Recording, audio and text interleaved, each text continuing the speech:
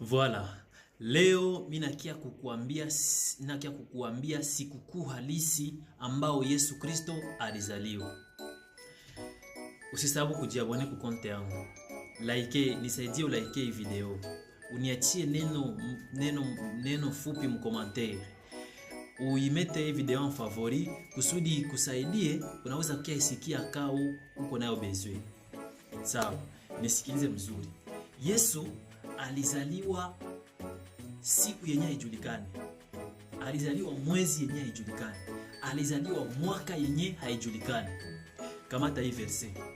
Wendo some Luc chapitre 1 verset 6e vers.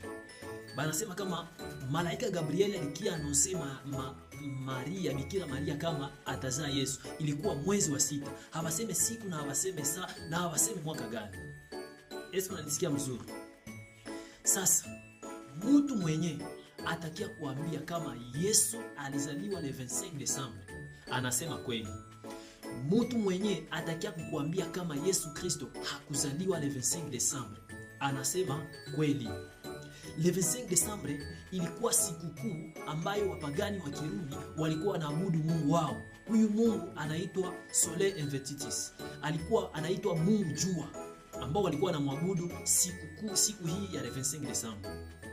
Sasa wakati ile kanisa ilikamata pia ile 25 Desembre kwa kushindana na wapagani wa Kirumi ambao walikuwa wanaabudu Mungu, kuliko wao waabudu Mungu Jua, wakaifanya iwe siku ya kusherekea siku ya kuzaliwa kwa Mwokozi Yesu Kristo, Mwokozi wa ulimwengu.